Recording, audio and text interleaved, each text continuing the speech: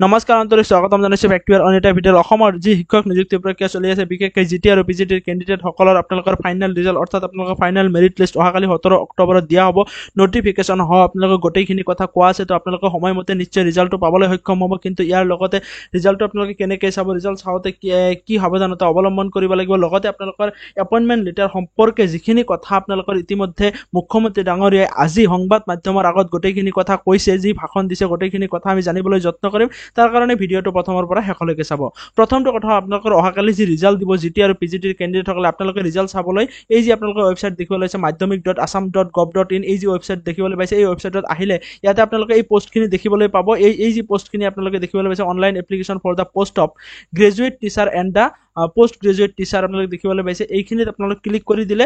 এনেকৈ আপোনালোকৰ এটা বেলেগ ৱেবছাইটলৈ লৈ যাব আৰু যদি এই ৱেবছাইটটো এনেকৈ অ'কে কৰি দিয়ে এনেকৈ খোল খাব আৰু ইয়াতে আপোনালোকে চাব পাৰিব এতিয়া আপোনালোকৰ সেই যি ৱেবছাইটটো এই ৱেবছাইটটো আপোনালোকৰ প্ৰচেছ হৈ আছে মেইনটেনেন্সত আছে যাৰ কাৰণে আপোনালোকে ইয়াতে একো দেখিবলৈ পোৱা নাই আৰু ইয়াতে আপোনালোকে এনেকৈ চাব পাৰিব যদি কিবা প্ৰব্লেম হয় আপোনালোকৰ যিটো মোবাইল নাম্বাৰ দিয়া আছিল নটিফিকেশ্যনটোত আপোনালোকে এই যে স্ক্ৰীনত দেখিবলৈ পাইছে নটিফিকেশ্যনটো এই নটিফিকেশ্যনত থকা এই থকা তলফালে থকা নাম্বাৰটো এই নাম্বাৰটোত কল কৰি আপোনালোকৰ প্ৰব্লেমখিনি সলভ কৰিব পাৰে আৰু লগতে কথা হ'ল আপোনালোকৰ যিসকল কেণ্ডিডেটৰ আপোনালোকৰ ডকুমেণ্ট ভেৰিফিকেশ্যন কৰা মাতিছিল গোটেইখিনি নাম তো আমি গোটেইখিনি পাবলৈ সক্ষম হ'ম তাৰ লগতে আপোনালোকৰ যিটো নিযুক্তি প্ৰক্ৰিয়া হ'বলগীয়া আছিল আপোনালোকৰ 25 আৰু 26 অক্টোবৰৰ কথা যেনেকৈ আপোনালোকৰ মুখ্যমন্ত্ৰী শিক্ষামন্ত্ৰী প্ৰক্ৰিয়াটো আপোনালোকৰ পিছুৱাই গ'ল আপোনালোকৰ নৱেম্বৰ মাহৰ কোন তাৰিখে হ'ব আপোনালোকে ইতিমধ্যে গম পায় মুখ্যমন্ত্ৰী ডাঙৰীয়াই বিভিন্ন ধৰণে আপোনালোকক প্ৰতিশ্ৰুতি দি আহিছে যে এইটো মাহত দিয়া হ'ব সেইটো মাহত দিয়া হ'ব এই যে নিযুক্তি প্ৰক্ৰিয়া আপোনালোকে